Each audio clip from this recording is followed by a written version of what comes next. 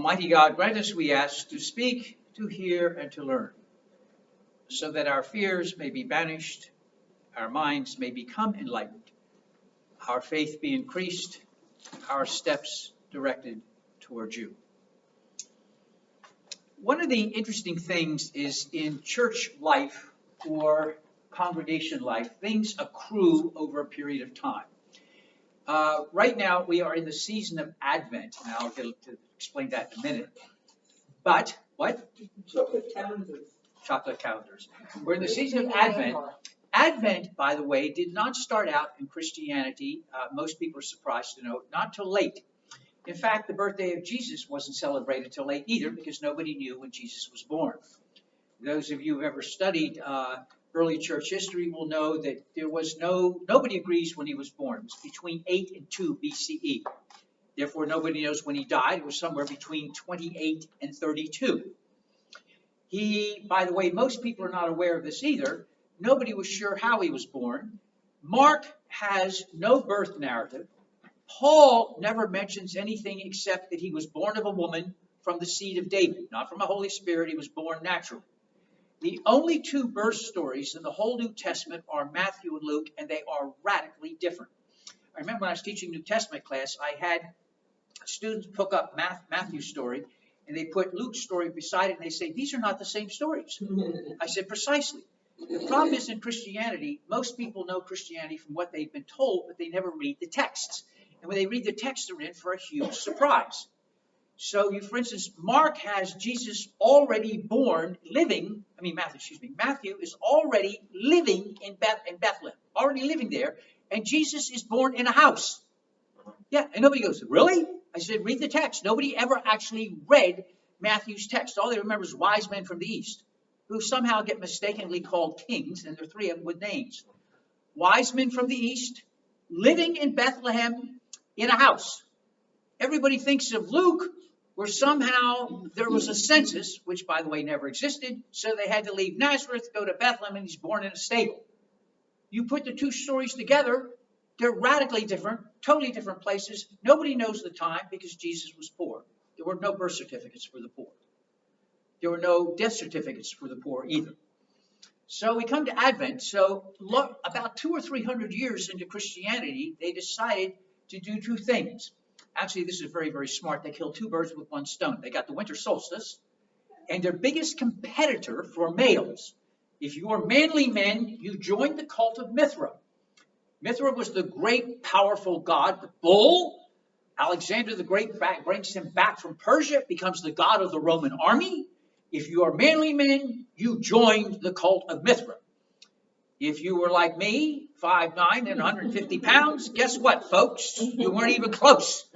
If you were disabled or anything else, you didn't make it. So, you had the cult. Mithra was born December 25th. The solstice was December 25th. So somewhere along the line, and we're not sure exactly who or when, suddenly the 25th becomes a great time to celebrate Christmas. Easter was easy because you had Passover. That was easy. December 25th is artificial. So you got December 25th, you have two stories of the birth, and somewhere, 400 years after Jesus is born, somewhere in France, somebody decided we need to start having a festival waiting. All right, so I looked this up, and Advent doesn't mean Advent the way you and I think it means Advent. It's taken from the Greek parousia. I didn't know that. I forgot that. Parousia means the second coming, which usually means bad things happen. Back in the day when Jesus preached, the parousia is coming means the four horsemen of the apocalypse, all bad things. It's not a good time, folks. And this is what people are waiting for, because the idea was, if you wait for all of this to cave in, Jesus will reappear again. This, by the way, isn't new in religion. Muslims have the Mahdi. Buddhists have the Maitreya. The idea of a second coming is not unusual to religion in antiquity. The Latins translate this into Advent, except a lot of them didn't want to think about a second coming, so they said, why don't we think about waiting for Jesus' birth? So then you got the church trying to figure out, is Advent waiting for Jesus' birth, or is it waiting for the all hell to break loose, literally? And so they kind of compromised so it can be both. Well, Then what happened to the Christmas wreath? You all know about the Christmas wreath. Now, you know the pagans had to make their way in here, the Teutonic pagans. The tree, by the way, the tree, there were no Christmas trees when Jesus was born. I'm going to go nuts about this. Are we clear about that? There were no Christmas trees anywhere. Thank you very much. The wreath comes in 1500 from a German Lutheran pastor. It really gets going in 1800 with a German pastor, a Lutheran pastor again in Hamburg. That's where the wreath comes from. Anyway, we've got this thing from Advent. What bothered me most about this is my mind doesn't work quite right. Do any of you ever find that when you're looking something up, you go to Wikipedia, for instance, and you start here, and then you go over here, and then you go over here, and then 20 minutes later, you're way over here, and you wondered what you were looking up to begin with. And you have to figure out, like, why does your mind want to go from here to there to there? So I got hung up on Advent's about waiting. Whether you're waiting for this or waiting for that, it's about waiting. Waiting for Godot? Thank you. That's another sermon. Waiting, I got thinking, then I got to show you how my mind really works. I'm thinking, waiting means you have to say no. What? Why? Well, let's go someplace. No, I can't because I'm waiting. So then I got hung up on no. I don't like to say no. So this was supposed to be an Advent. It was supposed to be about what waiting and stuff like that, but I got tried. No, I don't like saying no. And just as I'm thinking about saying no and getting hung up on no, comes the New York Times, which has are you ready for this? It has a thing about how to get through the holidays. How to get through the holidays. And the first thing it says is how to get through the holidays it's called Thriving the Holiday Season. Saying no as many times as needed. Now, I start with Advent. I'm over with no. Listen to this. A common source of holiday anxiety stems from the indulgence of the season. You know what indulgence means? And this is not like at the Reformation time forgiving sins. This is what causes sin. Right. Indulgence. Yes, all right. It is important to say no to maintain a healthy balance at a time when overeating or drinking too much can exacerbate an already stressful moment. The only way you can maintain balance is by saying no to certain things, said Vail Wright. You don't know who Vail Wright is, neither do I. He is the psychologist and director of research for the American Psychological Foundation. You got to learn to say no. It's a way to keep balance. Then as I'm pondering again, how did I get to know to begin with? And we've learned to say no, comes the following quote. Did you ever read a quote that really annoys you? Because it's obvious and it's so hard to do. Like, of course you should do this. Here's one of those quotes. Live your life for you and not for anyone else. Really? Of course you live your life. Try doing it, however. I hate quotes like that because they're true, but it's impossible to do. You know what I mean? They're right. They're absolutely right. But how do you do that? There's a whole industry on doing this. Live your life for you and not for anyone else. Don't let fear of being judged. Hello? Does everybody fear being judged? Yes? Don't let fear of being judged, rejected, or disliked stop you from being yourself. Really? Really? Who here has never been worried about being judged? All of us have been. All right. Who here? Rejected? Yes? Is that a big thing about human beings? Hello? Rejected? Disliked? Who likes being disliked? Oh, everybody likes being disliked. What did you do today? I like being disliked. Oh, wonderful. I'm glad for you to like being disliked. Or stop you from being yourself. I read this quote and I said, that's lovely. Lovely. Who does this, gods? I mean, who does this? Live your life for you and not for anybody else. Don't let your fear of being judged, rejected, or disliked stop you from being yourself. I would love to be able to do that. I'm sure everybody in this room would love to be able to. You out there watching this thing, if you're nuts enough to be watching this, you should be paying attention to this. It's from Sonia Parker. What is the deal with saying no? I really got obsessed about saying no. It turns out there is a thing, by the way, I looked up no on the internet. Bad deal. There must have been 9,223 articles on saying no. And you've correct. No, you ought to go to the internet. No. So after wading through this, There is a woman, Chantal Blickman, who writes for Tiny Buddha. Does anybody know Tiny Buddha? Yeah. You do? Okay, but you do. Okay, two of you do. Okay. She came up with some interesting comments about the problem with no. She said, no one likes to say no because you're afraid if you say no, the person you're saying no to will reject you. Yep. Yep, Sounds about that's right. true. You say no. I come over and I say to Laurie, no. And I'm afraid Laurie will say, yeah, well, I'm off the board, and you too. I mean, seriously, people, I mean, we think about it. Don't we think that way, honestly? I say, Oscar, I don't want you to play. It says, really? Who is here because he loves being here? Not anymore since you don't like what I do. No. Gone. I mean, nobody likes to be, am I right? Okay. Number two, she says, if you say no, you run the risk of being labeled rude, selfish, and unkind. Is that true? Yeah. Think if I went over to Odalis and I said no, and I could see, because she's very sweet, I could say, you know, you're rude. And I would believe it. I mean, somebody's sweet, nice, you have to say no. She says, we take care of Bunny Rodriguez.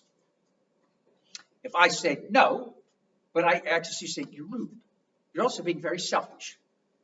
I don't like you anymore. I mean, she's sweet. I mean, I know she would, but she's you're going to feel like you're rude. You're going to think you are rude, mean, and rotten. Am I right? I thought then she came out with something that I thought was brilliant.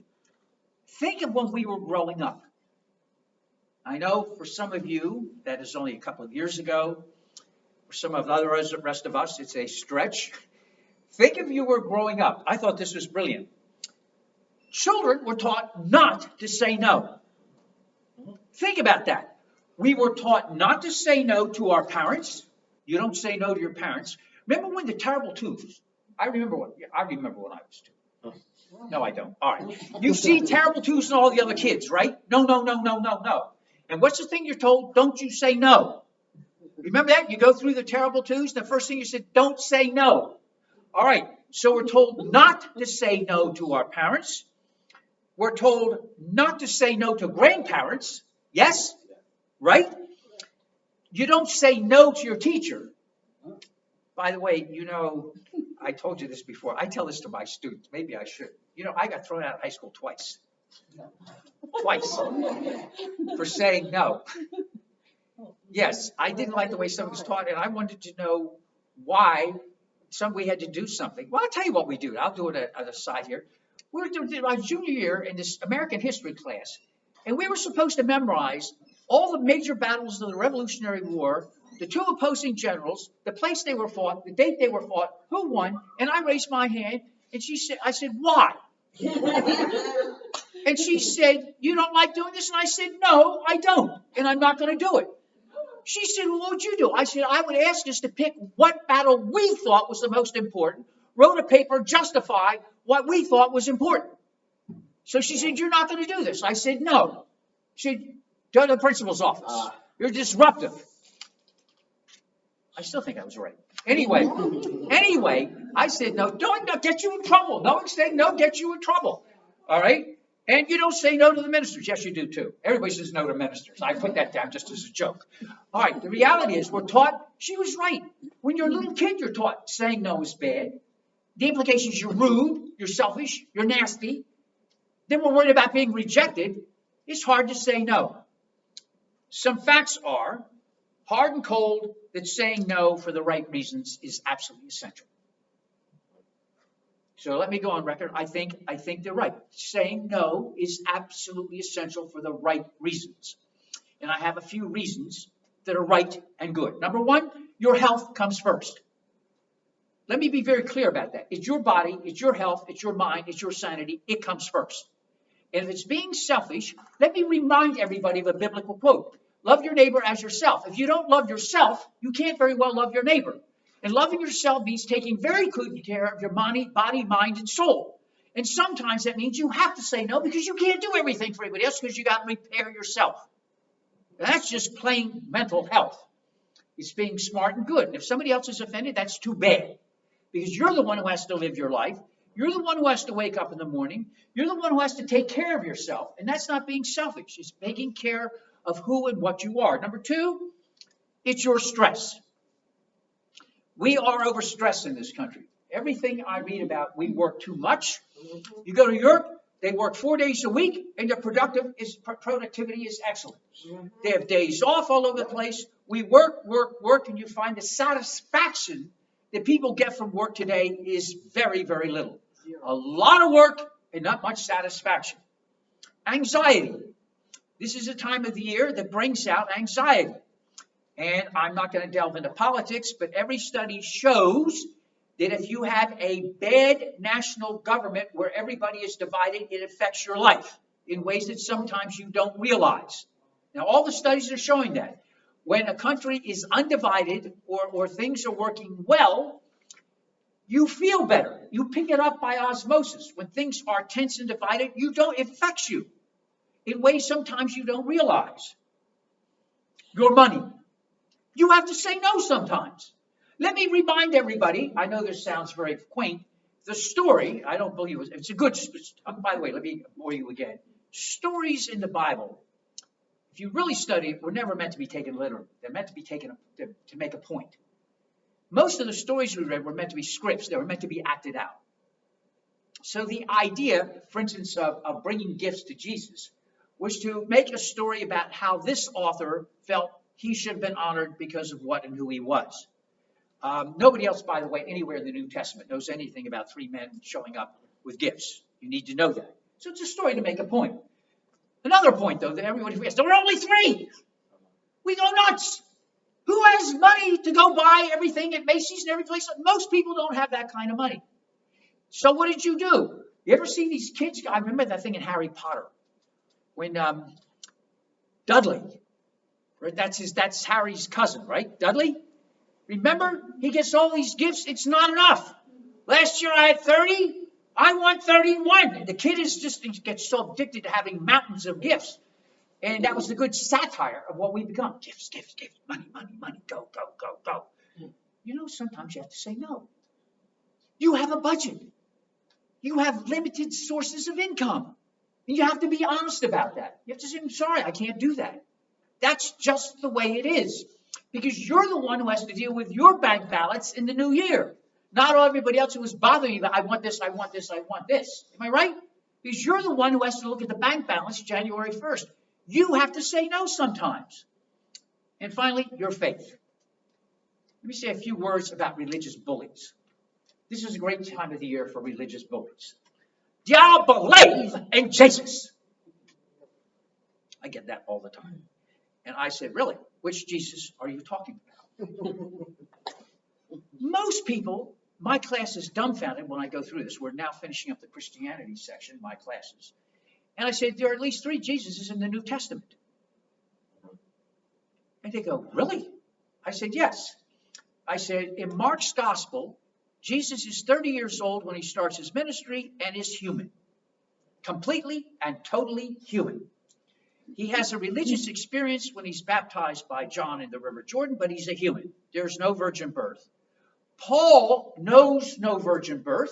He says he was born of a woman from the seed of David, not the Holy Spirit. So Paul doesn't know any virgin birth. Mark doesn't know any virgin birth. John's gospel doesn't know any virgin birth. Nobody knows any virgin birth except Matthew and Luke. I'll get them in a minute.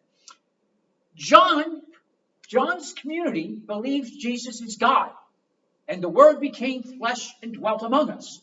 So you've got a human Jesus. You've got Jesus is God. And you've got Matthew and Luke who are really, really affected by that classic thing that's, by the way, it's in Genesis chapter 6. We were reading it in class today. Everybody went, wow. There's this weird passage in Genesis chapter 6. It's 4 verses. And nobody knows how it got in there. The rabbis have no clue. The sons of God. But you didn't know God had sons, did you? Didn't know God had sons, and these were bad boys, as you would expect. The sons of God saw that the daughters of men were fair. I stopped reading and said, you women in class, this is the Me Too moment. You should have asked, why does it say sons and daughters of God?